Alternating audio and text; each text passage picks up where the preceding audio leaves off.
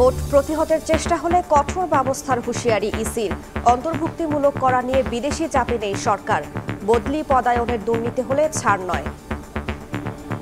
সুন্দর সুষ্ঠু নিরপেক্ষ নির্বাচন উপহার দেওয়ার জন্য আমরা যে জাতিকে যে ওয়াদা দিয়েছি, যারা প্রতিহত করার ঘোষণা দিচ্ছে, যারা সব ধরনের ব্যবস্থা আমরা নিব। স্বরাষ্ট্র মন্ত্রণালয় দেখতে পুলিশ, বিজিবি, আনসার রিক্রুটমেন্টের ক্ষেত্রে কিন্তু আপনারা ওরকম কোনো গন্ধ পান নাই। দুর্নীতির সাথে যদি কেউ জড়িত হয় তাহলে কিন্তু ছাড় দেওয়া হবে না। বাংলাদেশের নির্বাচন খুবই সুষ্ঠুভাবে অংশগ্রহণমূলকভাবে শেষ হবে, এটা আমরা বিশ্বাস করি। মানুষকে বিভ্রান্ত করে দেশে বিশৃঙ্খলা তৈরি করতে চায় একটি মহল, অভিযোগ বিএনপির। একটা মহল ধর্মের কথা বলে বিভ্রান্ত করতে চায়। এই দলটি সারা দেশে একটা বিশৃঙ্খলা সৃষ্টি করার চেষ্টা করে। বাংলাদেশের মানুষ হিংসার রাজনীতি বাংলাদেশে করতে দেবে না। দেখছিলেন প্রধান শিরোনাম। রাতের সময়ের সঙ্গে আছি আমি রাইসা জান্নাত। এবার অন্যান্য শীর্ষ সংবাদ। শেখ হাসিনা কামালের মৃত্যুদণ্ডের পূর্ণাঙ্গ রায় প্রকাশ। জারি হচ্ছে ইন্টারপোলের রেড নোটিশ। ভল্টে পাওয়া 832 ভরি স্বর্ণ বৈধ কিনা যাচাই বাছাইয়ে দুদক।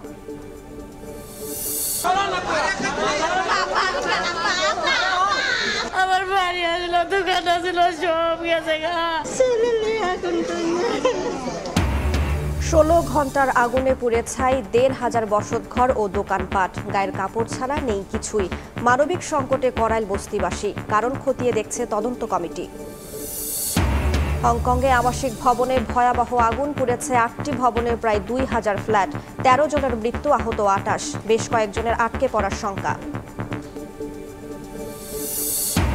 কাপড়ের রং আর চুন মিশিয়ে তৈরি করা হচ্ছে টনকে টন গুড়।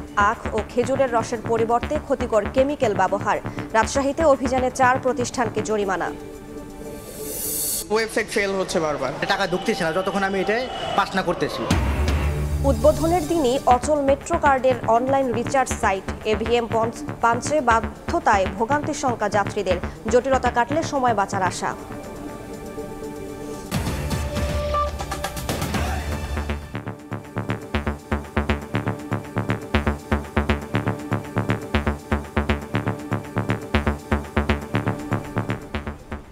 নির্বাচন প্রতিহত করতে চাইলে কঠোর ব্যবস্থা নেওয়ার হুঁশিয়ারি দিয়েছেন প্রধান নির্বাচন commissioner AMM Nasir Uddin.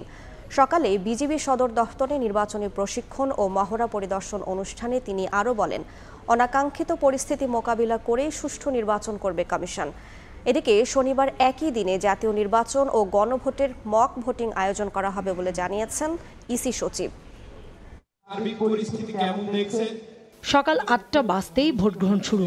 10 minute পরই কেন্দ্রের বাইরে হঠাৎ শোরগোল, বিশৃঙ্খলা। তারপরই কেন্দ্রে ভাঙচুর, ভোট বন্ধের চেষ্টা। পরিস্থিতি নিয়ন্ত্রণের খবর পেয়েই ছুটে আসে বিজিবির এক প্লাটুন সদস্য। অল্প সময়ের মধ্যেই ফিরে আসে ভোট কেন্দ্রের পরিবেশ। নির্বাচন সামনে রেখে বিজিবির সদর দপ্তরে হয়ে গেল মহড়া। পর্যায়ক্রমে প্রশিক্ষণ পাবেন 1210 প্লাটুন সদস্য। অনুষ্ঠানে যোগ দিয়ে প্রধান নির্বাচন কমিশনার এএমএম নাসির উদ্দিন বলেন, আইনশৃঙ্খলা পরিস্থিতি সন্তোষজনক না হলেও ভোটের আগে পরিস্থিতির উন্নতি হবে। ভোট প্রতিহত করতে চাইলে কঠোর ব্যবস্থা নেওয়ার হুঁশিয়ারিও দেন সিইসি। আইনশৃঙ্খলা পরিস্থিতি আমি বলবো না যে একটা পারফেক্ট লেভেলে চলে গেছে, এটা বলবো না। ভোটের তারিখ আসতে আসতে দেখবেন যে everything is falling in line এবং সবকিছু ঠিক হয়ে যাবে। যারা প্রতিহত করার ঘোষণা দিচ্ছে, যারা সব ধরনের ব্যবস্থা আমরা নিব। সবাই মিলে এই ধরনের সিচুয়েশন, অনাকাঙ্ক্ষিত সিচুয়েশন আমরা প্রতিহত করব। বুধবার বিকেলে সামাজিক যোগাযোগ মাধ্যমের প্ল্যাটফর্ম টিকটকের এশিয়া অঞ্চলের প্রতিনিধি দলের সঙ্গে বৈঠকে বসে নির্বাচন কমিশন। 2 ঘন্টার বৈঠক শেষে এশিয়া অঞ্চলের প্রধান জানান, এই প্ল্যাটফর্ম ব্যবহার করে যাতে কেউ ভুল তথ্য ছড়িয়ে নির্বাচনকে প্রভাবিত করতে না পারে, সেজন্য ইসির সঙ্গে কাজ করতে চায় টিকটক। ইলেকশনের সময় আমরা বিশেষ কিছু নজর দিই যাতে করে কোঅর্ডিনেটেড ইলেকশন কেন্দ্রিক কোনো ম্যানিপুলেশন না হয়। আমরা আশা করছি ইলেকশন কমিশন আমাদের সাথে কাজ করার জন্য, আমরা আশা করছি ওনাদের সঙ্গে নিয়েই কাজ করব। আগামী শনিবার একই দিনে জাতীয় নির্বাচন এবং গণভোটের মক ভোটিং আয়োজন করা হবে বলে জানান কমিশন সচিব। জাতীয় সংসদের নির্বাচন এবং গণভোট দুটো একসাথে হচ্ছে। এরপরে নির্ভর করবে যে আমাদের কেন্দ্রের সংখ্যা বাড়বে কি কমবে, ভোট কক্ষের সংখ্যা কতটুকু অ্যাডজাস্টমেন্ট লাগবে। এদিকে 18 ডিসেম্বর পর্যন্ত প্রবাসীরা বিশ্বের যে কোনো স্থান থেকে যে কোনো সময় নিবন্ধন করতে পারবেন। ওপেন হয়ে যাবে সবার জন্য, যে যেখান থেকে তার সুবিধা সুবিধা মতন করতে পারবেন। কাউসারা চৌধুরী কুমু, সময় সংবাদ, ঢাকা। আগামী নির্বাচন অন্তর্ভুক্তিমূলক করতে পশ্চিমাদের কোনো চাপ নেই বলে জানিয়েছেন পররাষ্ট্র উপদেষ্টা। তিনি বলেন, শেখ হাসিনাকে ফেরত চেয়ে দিল্লিকে লেখা চিঠির জবাবের প্রত্যাশা করছে সরকার। এদিকে জার্মান রাষ্ট্রদূত ডক্টর রুডিগার লোটস বলেছেন, নির্বাচন নিয়ে ডক্টর ইউনূসের পদক্ষেপের ওপর আস্থা রেখে সহিংসতা মুক্ত, নিরপেক্ষ, অংশগ্রহণমূলক এবং গ্রহণযোগ্য নির্বাচনের প্রত্যাশা করছে তার দেশ। নির্বাচন ঘিরে দেশের রাজনীতিতে বাড়ছে কূটনৈতিক তৎপরতা। বিভিন্ন সংস্থার বিবৃতির পাশাপাশি বিদেশি রাষ্ট্রের প্রতিনিধিরা কথা বলছেন আসন্ন জাতীয় সংসদ নির্বাচন নিয়ে। বুধবার জাতীয় প্রেস ক্লাবে কূটনীতি বিষয়ক সংবাদদাতাদের সংগঠন ডিকাবের কথোপকথনে অংশ নিয়ে ঢাকায় নিযুক্ত জার্মানির রাষ্ট্রদূত বলেন, জাতীয় নির্বাচন নিয়ে প্রধান উপদেষ্টা ডক্টর ইউনূসের পদক্ষেপের উপর আস্থা রাখছে তার দেশ। নিরপেক্ষ, অংশগ্রহণমূলক এবং গ্রহণযোগ্য ভোটের আশা প্রকাশ করেন তিনি। বলেন, আইনের শাসন ফেরাতে শেখ হাসিনার বিচার জরুরি। We very much support the whole process led by Professor Yunus to the elections in February. We are convinced, together with our European partners, that the country needs free and fair and credible elections, a country that returns from autocracy to democracy, that has an impact all over Asia, in the world. এদিন পররাষ্ট্র মন্ত্রণালয় সাংবাদিকদের সঙ্গে মতবিনিময়ে উপদেষ্টা মোহাম্মদ তৌহিদ হোসেন জানান, আগামী সংসদ নির্বাচন অন্তর্ভুক্তিমূলক করতে পশ্চিমাদের কোনো চাপ নেই। বলেন, ভারত পর্যবেক্ষক পাঠাতে চাইলে সেই সিদ্ধান্ত সম্পূর্ণ নির্বাচন কমিশনের। পুরোপুরি নির্বাচন কমিশনের বিষয়, এটাতে আমাদের কোনো ভূমিকা নেই। এমনকি আমরা যারা আসবে তাদেরকে কোনো সহায়তা করতেও যাবে না যদি না নির্বাচন কমিশন আমাদেরকে বলে। নির্বাচন কীরকম হবে না হবে ব্যাপারে আমার মনে হয় প্রফেসর ইউনূস স্পষ্ট ধারণা দিয়েছেন। শেখ হাসিনাকে ফেরত চেয়ে দিল্লিকে লেখা চিঠির বিষয়ে পররাষ্ট্র উপদেষ্টা বলেন, জবাব এখনো আসেনি। নোটপ্রমাণ আমাদের মিশনের মাধ্যমে ওদের পররাষ্ট্র মন্ত্রণালয়ে দেওয়া হয়েছে, কোনো উত্তর আসেনি। এত তাড়াতাড়ি উত্তর আশাও করি না আমরা, তবে আমরা আশা করি যে এটার উত্তর আমরা পাবো।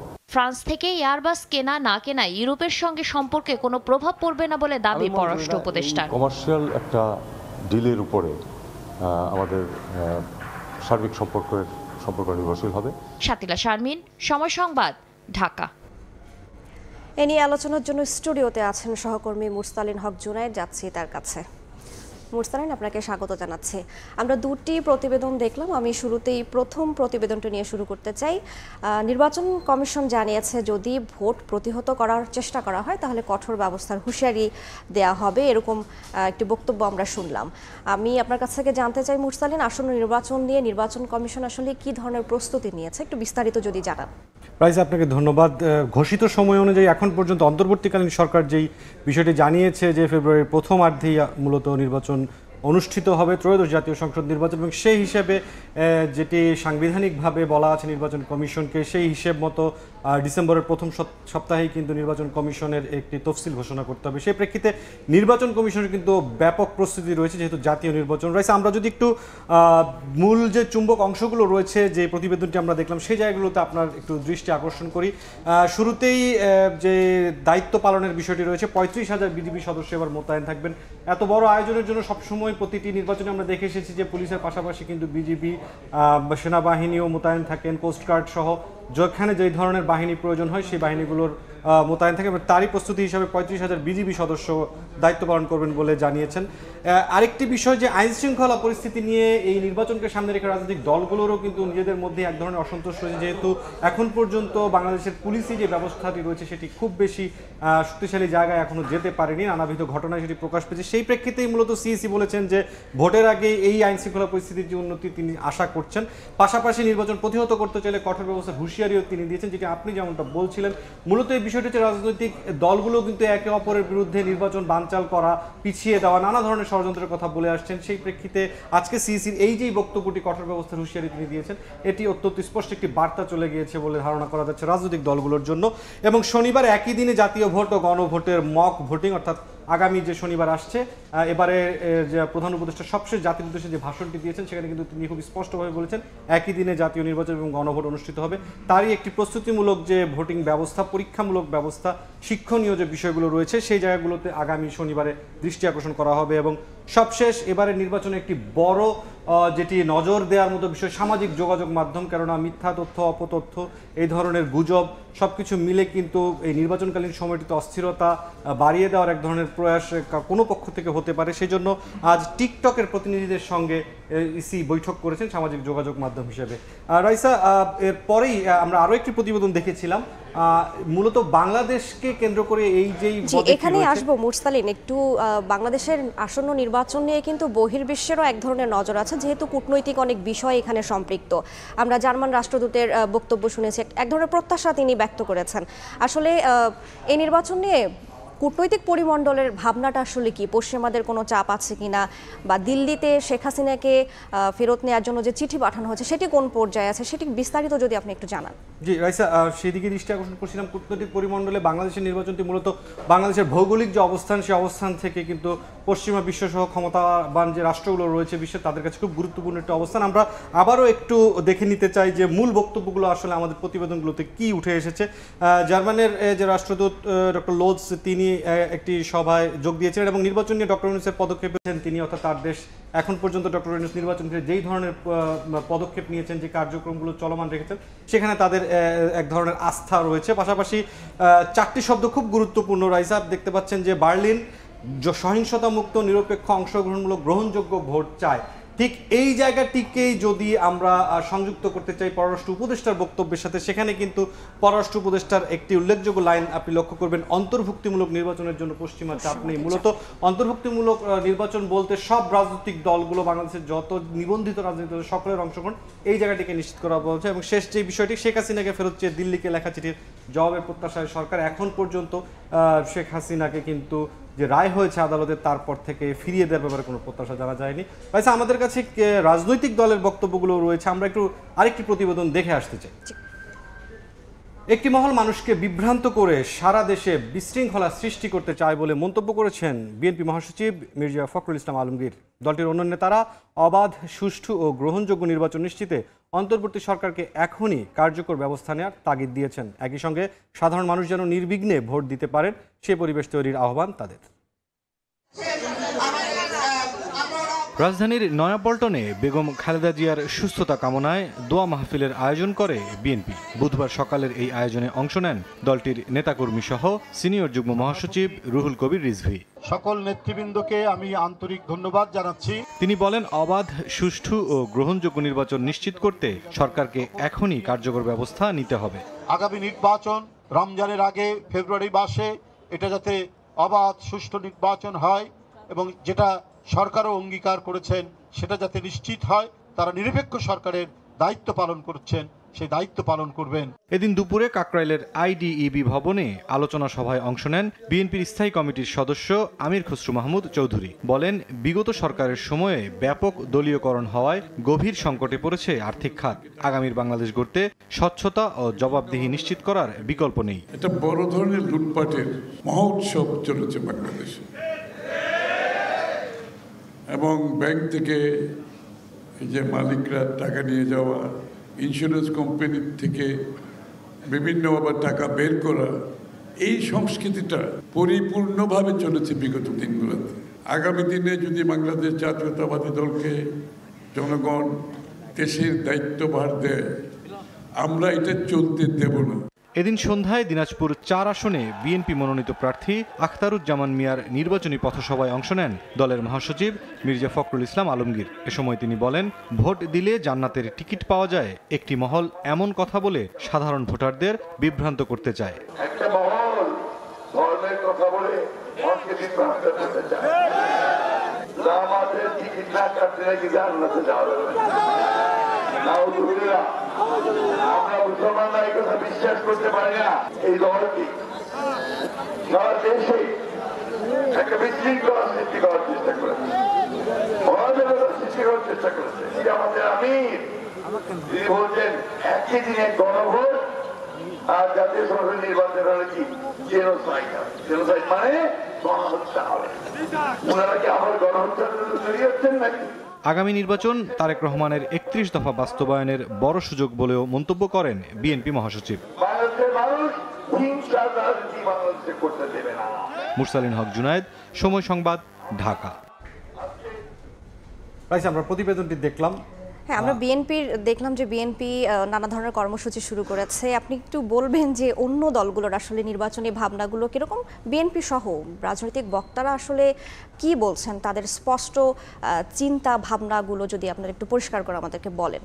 রাইসা, মোটা দাগে যদি বলি, সবগুলো রাজনৈতিক দলই কিন্তু যার যার যেই দাবিগুলো রয়েছে নিজ নিজ রাজনৈতিক দলের মতাদর্শের প্রেক্ষিতে সেই জায়গাগুলোতে তারা জনগণের জন্য সরকারের কাছে নানামুখী দাবি তারা জানাচ্ছেন। আমরা প্রতিবেদনটির দিকে যদি লক্ষ্য করি, নির্বাচনী ভাবনায় বিএনপি সাধারণ মানুষকে বিভ্রান্ত করছে একটি রাজনৈতিক দলের নেতারা। বিএনপি মহাসচিব এই মন্তব্যটি করেছেন। মূলত জান্নাতের টিকিট বিক্রি এবং সম্প্রতি গণভোট এবং জাতীয় নির্বাচন একই দিনে হওয়াকে জেনোসাইড, এই তুলনার যে বিষয়টি এসেছিল সেই দিকে আসলে দৃষ্টি আকর্ষণ করেছেন বিএনপি মহাসচিব। এবং দলের অন্যান্য নেতারা যেটি বলেছেন, সুষ্ঠু ও গ্রহণযোগ্য নির্বাচন নিশ্চিতে এখনই কার্যকর ব্যবস্থা নিতে হবে। মূলত এটি হচ্ছে যে খুব দ্রুততম সময়ের মধ্যেই আসলে যে ইন্টারিম গভর্নমেন্ট বা অন্তর্বর্তীকালীন সরকার রয়েছে তাদেরকে কার্যকর ব্যবস্থাগুলো নেওয়ার জন্য চাপ দিচ্ছেন এবং ভোটাধিকার প্রয়োগের পরিবেশ তৈরির আহ্বান। এটি আসলে মূলত আইন শৃঙ্খলার যে পরিস্থিতি রয়েছে সেই দিকে নজর দিয়েছেন রাজনৈতিক নেতারা। এবং আগামীর বাংলাদেশ গড়তে জবাবদিহিতা নিশ্চিতের বিকল্প নেই, যেহেতু বিগত সময়ে জবাবদিহিতাহীনতার ব্যাপক ধরনের সংস্কৃতি বাংলাদেশে ছিল। মুরসালিন, আপনাকে অসংখ্য ধন্যবাদ।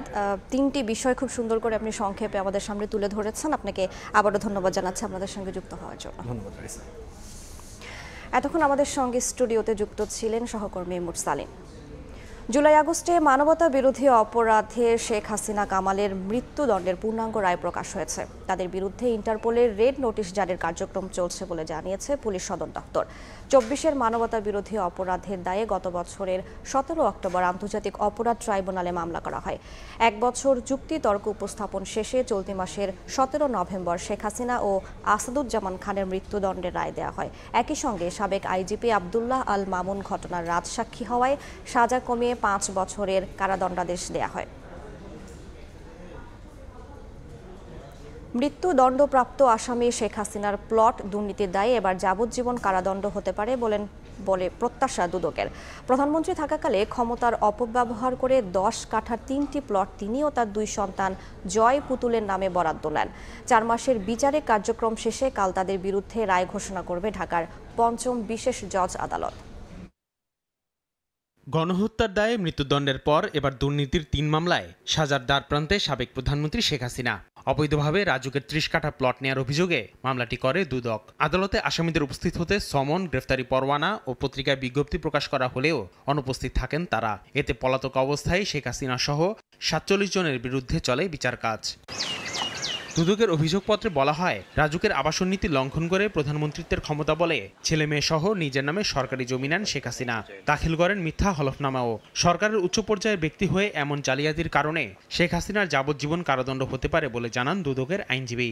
প্রধানমন্ত্রী থাকা অবস্থায় উনি যে হলফনামাটা দিয়েছেন, মিথ্যা হলফনামা, আমার বিশ্বাস যে তার সাজা আরও বেশি হওয়া উচিত। কারণ একটা দেশের প্রধানমন্ত্রী মিথ্যা কথা বলতে পারেন। দণ্ডবিধির 409 এই শেখ হাসিনার বিরুদ্ধে চার্জ হওয়ার কারণে তার সর্বোচ্চ সাজা যাবজ্জীবন আমরা প্রার্থনা করেছি। সাবেক প্রধানমন্ত্রীর দুর্নীতি উন্মোচন ও তাকে বিচারের আওতায় আনাকে দুদকের সফলতা হিসেবে দেখছেন সংস্থাটির চেয়ারম্যান। আসার কথা যে আমাদের একটা বড় মামলা, 3টা মামলা মূলত রায়ের খুব কাছাকাছি চলে এসছে এবং এই রায়টা যদি সত্যি হয় এবং রায়টা যদি কনভিকশনে গড়ায়, তাহলে এটার জন্য যতটুকু কৃতিত্ব না দুদকের হবে তার চেয়ে বেশি হবে র্যাকের সদস্যদের, কারণ এই মামলাটার পিছনে সবাই লেগেছিল। মামলার একমাত্র গ্রেফতারকৃত আসামি রাজুকের সাবেক কর্মকর্তা খুরশিদ আলম আত্মপক্ষ সমর্থনে নিজেকে নির্দোষ দাবি করেন। আসিফ মোহাম্মদ সিয়াম, সময় সংবাদ, ঢাকা। শুধু শেখ হাসিনা নয়, অগ্রণী ব্যাংকের ভল্টে পাওয়া গেছে বোন রেহানা ও মেয়ে পুতুলেরও স্বর্ণ। দুদকের মহাপরিচালক জানান, ভল্ট থেকে উদ্ধার 832 ভরি স্বর্ণ বৈধ না অবৈধ তা যাচাই শুরু করেছে সংস্থাটি। এদিকে 2 কোটি টাকার অবৈধ সম্পদ ও 12.5 কোটি টাকার সন্দেহজনক লেনদেনের অভিযোগে সাবেক জনপ্রশাসন মন্ত্রী ফারহাদ হোসেন ও তার স্ত্রীর বিরুদ্ধে মামলা করেছে দুদক। মঙ্গলবার রাতে অগ্রণী ব্যাংকের মতিঝিল প্রিন্সিপাল শাখায় 2টি ভল্টে অভিযান চালায় দুদক। সংস্থাটির কাছে তথ্য ছিল সেখানে শেখ হাসিনার স্বর্ণালংকার রক্ষিত আছে। সম্প্রতি শেখ হাসিনার অবৈধ সম্পদের খোঁজে ভোল্টগুলো খুলতে আদালত থেকে অনুমতি নেয় দুদক। অভিযানে দুদক সহ ছিল রাষ্ট্রীয় বিভিন্ন সংস্থা। দুদকের মহাপরিচালক জানান, অভিযানে শেখ হাসিনার দুটি ভল্ট থেকে 832 ভরি স্বর্ণ উদ্ধার করা হয়েছে। তবে পূবালী ব্যাংকের ভোল্টে কোনো কিছু মেলেনি। অগ্রণী ব্যাংক প্রিন্সিপাল শাখায় গ্রাহকের নাম শেখ হাসিনা এবং সাইমা ওয়াজেদ পুতুলের নামে লকার নম্বর 751, যাতে আনুমানিক 422.26 ভরি মোট। অগ্রণী ব্যাংকের দুটি লকারে 832.51 ভরি স্বর্ণালঙ্কার পাওয়া যায়। ভোল্টে থাকা নথিতে শেখ হাসিনা ছাড়াও শেখ রেহেনা ও সাইমজেদ পুতুলের স্বর্ণালঙ্কার রয়েছে। এই স্বর্ণের বৈধতা খতিয়ে দেখতে কাজ শুরু করেছে দুদক। কিছু স্বর্ণালঙ্কার তার ব্যক্তিগত ছিল, কিছু মেয়ের ছিল, তার বোনের ছিল। এই অনুসন্ধানের সাথে সম্পৃক্ত যেগুলো সেগুলি তারা বিবেচনা করবেন। এদিন 2 কোটি টাকার অবৈধ সম্পদ ও 12.5 কোটি টাকার সন্দেহজনক লেনদেনের অভিযোগে সাবেক জনপ্রশাসন মন্ত্রী ফরাদ হোসেন ও তার স্ত্রীর বিরুদ্ধে মামলা করেছে সংস্থাটি। দণ্ডবিধির সংশ্লিষ্ট ধারায় আরও একটি মামলা রুজুর সিদ্ধান্ত গৃহীত হয়েছে। এদিকে 8,000 কোটি টাকার সন্দেহজনক লেনদেনের অভিযোগে ইস্টার্ন ব্যাংকের চেয়ারম্যান শওকত আলী চৌধুরীর বিরুদ্ধে অনুসন্ধান করছে দুদক। এবার তার সম্পদ জব্দ, বিদেশ যাত্রায় নিষেধাজ্ঞা দিতে দুদকের কাছে আবেদন করেছেন একদল আইনজীবী। তাসলিম তৌহিদ, সময় সংবাদ, ঢাকা। রাতের সময় আরও থাকছে টার্মিনাল বিদেশিদের ইজারা দেওয়ার প্রতিবাদ শ্রমিক কর্মচারীদের। চট্টগ্রাম বন্দরের প্রবেশ পথ অবরোধ করে বিক্ষোভ, সিদ্ধান্ত থেকে সরে আসার আহ্বান। 16 ঘন্টার আগুনে নিঃস্ব রাজধানীর করাইল বস্তির হাজারো পরিবার। পুড়ে ছাই হয়েছে অন্তত 1,500 বসতঘর ও দোকানপাট। সব হারিয়ে খোলা আকাশের নিচে বস্তিবাসী। সামনের দিন নিয়ে শঙ্কায় তারা। আগুনের ঘটনার তদন্তে কাজ করছে বিশেষ কমিটি।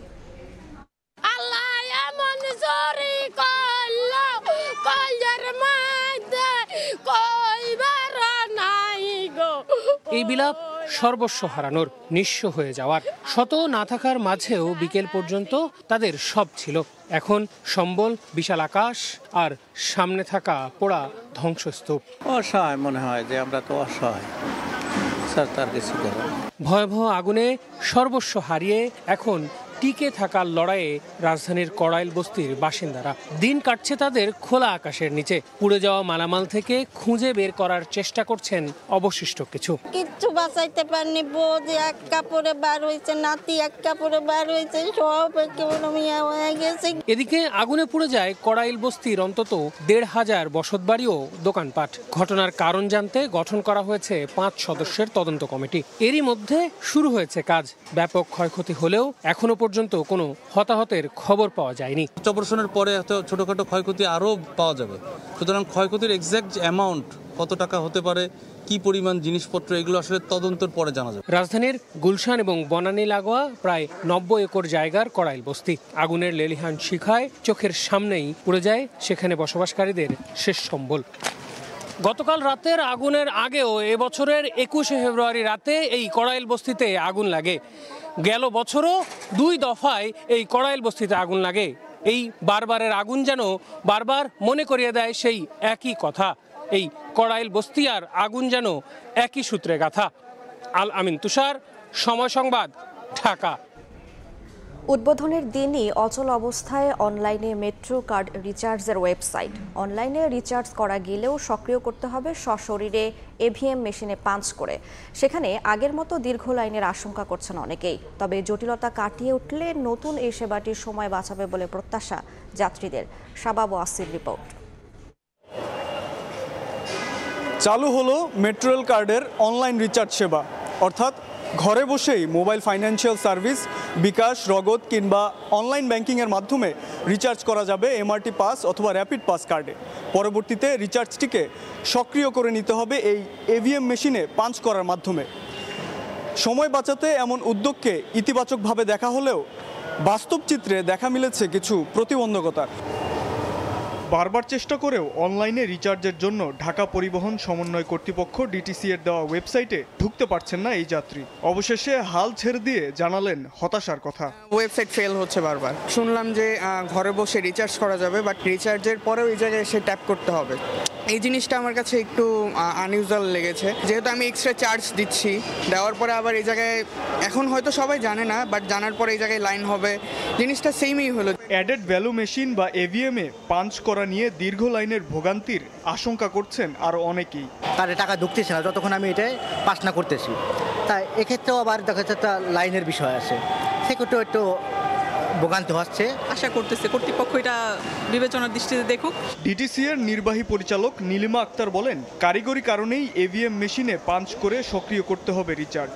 ওয়েবসাইটের অচল অবস্থার কথা জিজ্ঞেস করলে জানান, সার্ভারের ধারণ ক্ষমতার বেশি ব্যবহারকারী হওয়ায় তৈরি হয়েছে জটিলতা। সমস্যা কাটিয়ে ওঠার আশ্বাসও দেন তিনি। র্যাপিড পাসের যে ফেলিকা চিপস আছে, এটার সাথে কম্পেটিবল হচ্ছে এই মেশিনটা। এটাতে টাচ না করে এটাতে ওভারলুক করে যাওয়ার কোনো উপায় নাই।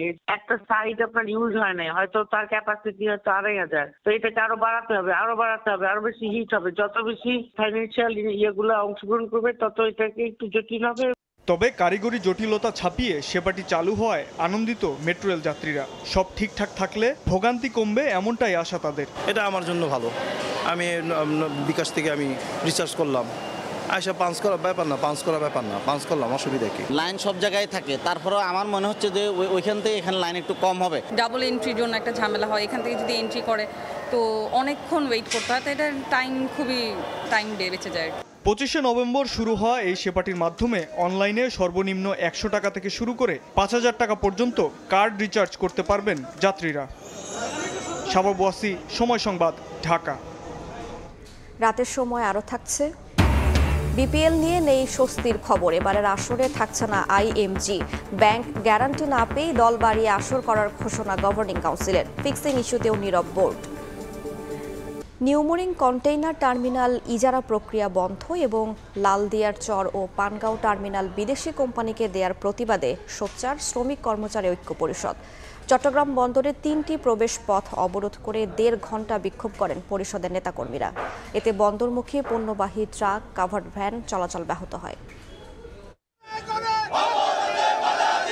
বিদেশি কোম্পানির কাছে টার্মিনাল ইজারা দেওয়ার সিদ্ধান্ত বাতিলের দাবিতে ফুঁসে উঠেছেন শ্রমিকরা। স্লোগানে উত্তাল চট্টগ্রাম বন্দর এলাকা। বুধবার সকালে লাল পতাকা হাতে মিছিল নিয়ে নগরীর টোল প্লাজা গেট ও বরপোল এলাকায় খণ্ড খণ্ড মিছিল নিয়ে জড়ো হন শ্রমিকরা। এরপর বন্দর প্রবেশপথ অবরোধ করে বিক্ষোভ করেন তারা। অবরোধের কারণে বন্দরমুখী পণ্যবাহী ট্রাক, কাভার্ড ভ্যান চলাচল ব্যাহত হয়। নিউমোরিং কন্টেইনার টার্মিনাল লাভজনক প্রতিষ্ঠান, এটি ইজারার সিদ্ধান্ত আত্মঘাতী বলে দাবি করেন শ্রমিক নেতারা। এখানে 6000-7000 কোটি টাকা আমরা 2 বছরে ইনকাম করতে পারছি চট্টগ্রাম বন্দর। 30 বছরের জন্য দিয়ে আপনি 7000 কোটি টাকা নিচ্ছেন, আমরা চুপ করে বসে থাকবো? কোনো অবস্থাতে বিদেশিদেরকে দেওয়া যাবে না, যদি দেওয়া হয় বৃহত্তর কর্মসূচি হবে। বন্দরের কার্যক্রম ব্যাহত ও নাশকতার বিরুদ্ধে কঠোর অবস্থানে থাকার কথা জানান পুলিশ প্রশাসন। এই বন্দর এবং তার আশেপাশে সকল জায়গায় ফোর্স মোতায়েন করা আছে, আমরা সতর্ক আছি। 1.5 ঘণ্টা পর অবরোধ তুলে নিলে স্বাভাবিক হয় পণ্যবাহী পরিবহন চলাচল কার্যক্রম। ফেরদৌস লিপি, সময় সংবাদ, চট্টগ্রাম। আখ ও খেজুরের রস ছাড়াই তৈরি হচ্ছে টনকে টন গুড়। ব্যবহার করা হচ্ছে কাপড়ের রং, চুন সহ ক্ষতিকর কেমিক্যাল। রাজশাহীতে অভিযান চালিয়ে 4 প্রতিষ্ঠানকে জরিমানা করেছে ভোক্তা অধিকার অধিদপ্তর। এ সময় গুড় তৈরিতে ব্যবহার করা ভেজাল সামগ্রী ধ্বংস করে র্যাব। নেই আখ কিংবা খেজুরের রস, তারপরও তৈরি হচ্ছে টনকে টন গুড়। রাজশাহীর বাঘা উপজেলার শাহাপুর এলাকায় 4টি গুড় কারখানার একই চিত্র। রসের বদলে ব্যবহার করা হচ্ছে চিনি, দেয়া হয় আটা, হাইড্রোস, ফিটকারি সহ ক্ষতিকর নানা উপাদান। আকর্ষণীয় করতে ব্যবহার করা হচ্ছে চুন ও কাপড়ের রং। চিনি দিয়ে চুন দেয়, হালকা ভাইরাস দেয়, একটু কালার দেয়, এভাবে গুড়গিনি তৈরি হয় এখান থেকে। আমরা এখান থেকে চিনির গুড় বিলি পেয়েছি। বুধবার সকালে কারখানাগুলোতে অভিযান চালায় র্যাব। এ সময় বিপুল পরিমাণ গুড় জব্দের পর তা ধ্বংস করা হয়। প্লাস্টিকের যে ধোঁয়া যে উঠে, এটা আপনার খুবই ক্ষতিকারক, পরিবেশের জন্য ক্ষতিকারক, এবং এই জিনিসটা তারা এই গুড়ের মধ্যে আপনার যায়, এটা মানব স্বাস্থ্যের জন্য খুবই ক্ষতিকারক। দীর্ঘদিন ধরেই এসব ভেজাল গুড় সরবরাহ করা হচ্ছিল রাজশাহী, নাটোর, পাবনা সহ দেশের বিভিন্ন জেলায়। বাজার থেকে চিনি কিনে আনে, চিনির সাথে এখানে হলো রং, ফ্লেভার, হাইড্রোস এইসব মিশিয়ে, পানির সাথে মিশিয়ে এটাকে নতুন একটা ফরম্যাট দেওয়া, অর্থাৎ চিনির একটা রূপান্তরিত রূপ হলো গুড়। অভিযানে প্রতিষ্ঠানগুলোকে 1,70,000 টাকা জরিমানা করে ভোক্তা অধিদপ্তর। সময় সংবাদ, রাজশাহী। মাতৃ ও পিতৃ পরিচয়হীন নবজাতকদের চিকিৎসা লালন পালন, এরপর দত্তকদের কাছে হস্তান্তরে এগিয়ে এলো একটি মানব কল্যাণধর্মী প্রতিষ্ঠান। এমন 51টি শিশুকে নতুন ঠিকানা দিল ডাক্তার মুজিব নিউবর্ন ফাউন্ডেশন। সম্প্রতি পরিচয়বিহীন অবস্থায় উদ্ধার 3টি নবজাতককে ফাউন্ডেশনের তত্ত্বাবধানে চিকিৎসা সেবা ও লালন পালন করে সুস্থ করা হয়। ওয়ার্ল্ড প্রিম্যাচুরিটি ডে ও বিএনপির ভারপ্রাপ্ত চেয়ারম্যান তারেক রহমানের 61তম জন্মবার্ষিকী উপলক্ষে বুধবার বিকেলে অনুষ্ঠানের আয়োজন করা হয়। এতে প্রধান অতিথি হিসেবে উপস্থিত থেকে বিএনপির ভাইস চেয়ারম্যান বরকত উল্লাহ বুলু 3টি পরিবারের কাছে হস্তান্তর করেন শিশুদের।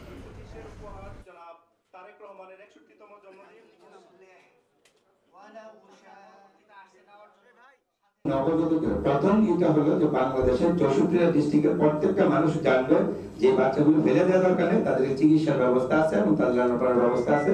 বাংলাদেশের মানুষ ধানের শীষকে ভোট দিলে উনি প্রধানমন্ত্রী হবেন। আজকে তারেক রহমান জিয়া রহমানের প্রতিচ্ছবি, উনি যদি রাষ্ট্রীয় ক্ষমতা আসে 5 বছর দলকে, রাষ্ট্রকে, প্রশাসনকে সঠিকভাবে জিয়া রহমানের শীর্ষক উনি মাত্র 3.5 বছর 4 বছরে বাংলাদেশকে 50 বছর এগিয়ে দিয়ে গেছে। তারেক রহমান যদি এই পন্থাটি অবলম্বন করবেন ইনশাল্লাহ, তাহলে বাংলাদেশ 5 বছরে 25 বছর এগিয়ে যাবে সর্বক্ষেত্রে। দেখছেন রাতের সময় দেশের বাইরের খবর। হংকংয়ের তাইপো শহরে আবাসিক এলাকায় ভয়াবহ আগুনে অন্তত 13 জন মারা গেছেন। এছাড়াও গুরুতর আহত হয়েছেন 28 জন। 8টি ভবনের প্রায় 2000 ফ্ল্যাট পুড়ে গেছে। ভেতরে অনেকে আটকা পড়ার শঙ্কাও করা হচ্ছে। অঞ্চলটিতে বাংলাদেশিদের বসবাস নেই বলে জানিয়েছেন সেখানকার বসবাসরত বাংলাদেশিরা। এ বিষয়ে হংকং থেকে বিস্তারিত জানাচ্ছেন বাংলাদেশি শিক্ষার্থী মিদৌরি ফাইজা আবেদিন। আমার ইউনিভার্সিটি থেকে একটা মাত্র এমটিআর স্টেশন পরই তাইপো স্টেশন। আজকে হংকং টাইম দুপুর 2টায় একজন সাইক্লিস্ট দেখলেন যে বিল্ডিংয়ের উপর ব্যাম্বু স্ক্যাফোল্ডিংয়ে আগুন জ্বলছে। এটা দেখে তিনি পুলিশকে অ্যালার্ট করলেন। আমার জানা মতে তাইপোতে এখন কোনো বাংলাদেশি থাকেন না। বিগত কয়েক বছরে তাইপোতে থাকলেও এই বছর থ্যাঙ্কফুলি কেউ ছিল না। আমার বেশ কয়েকবার তাইপোতে যাওয়া হয়েছে।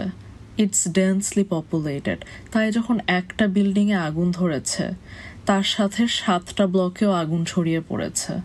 And it got worse. Report করার 8 ঘন্টা পরও আগুন এখনও জ্বলছে। 13 জনের মতো মারা গেছেন, একজন ফায়ার ফাইটারও মারা গেছেন, আর অসংখ্য জন ক্রিটিক্যালি ইনজুর্ড অ্যান্ড ট্র্যাপড।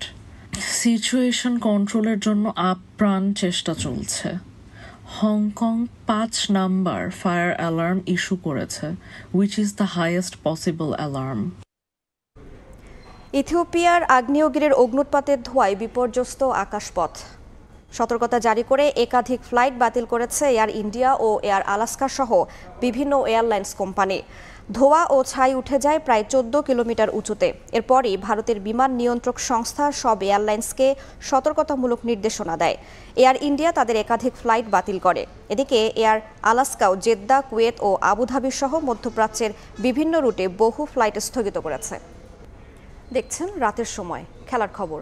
ধুমধাম করে আইএমজির নাম ঘোষণা করলেও এবারের বিপিএলে থাকছে না আইপিএল আয়োজনের অভিজ্ঞতা সম্পন্ন এই ইভেন্ট ম্যানেজমেন্ট প্রতিষ্ঠান, জানিয়েছেন গভর্নিং কাউন্সিলের সদস্য সচিব ইফতেখার মিঠু। আর্থিক বিষয় নিয়ে এতদিন অনড় অবস্থানে থাকলেও এবার সেখানেও নীরব বোর্ড। ফ্র্যাঞ্চাইজিগুলোর ব্যাংক গ্যারান্টির টাকা হাতে না পেয়ে একটি দল বাড়িয়ে আসর আয়োজন করতে যাচ্ছে তারা। কোয়াবের সাথে নিজে বসেছিলাম, একটা রিকোয়েস্ট করেছিল যে দেখেন 6টা টিম হলে অ্যাটলিস্ট আরো 15-20টা player they can earn something from this league. খেলার আগে যদি আপনি ওই চেকগুলির টাকা না পাই, আমি ক্রিকেট বোর্ড আমরা রেডি আছি, আমাদের টিম রেডি আছে যে আমরা টেক ওভার করে দেবো। লোকাল প্লেয়ারও চেক করানো হয়েছে, ওই ইনকোয়ারি কিন্তু চলতেছে। ওরা যখন জানাবে, যদি ওরা আমাদের বলে যে এরা এরা এরা দোষী, আমরা তাদের আপনার চিঠি দিয়ে দিব যে এরা টিম থেকে বার করে নেন। আইএমজি তাদের কন্ট্রাক্ট স্টার্ট হবে 13 বিপিএল থেকে। এ পর্যায়ে শীর্ষ সংবাদ জানিয়ে দিচ্ছে আরও একবার।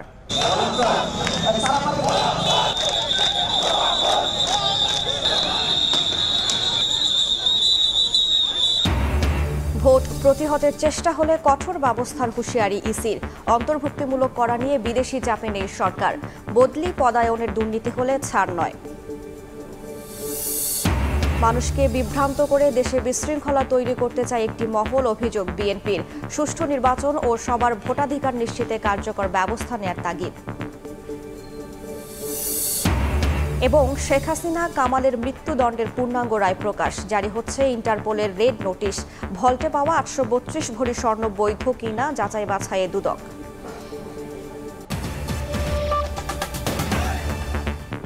এই ছিল রাতের সময়, এরপর দেখবেন সম্পাদকীয়। সঙ্গেই থাকুন সময়।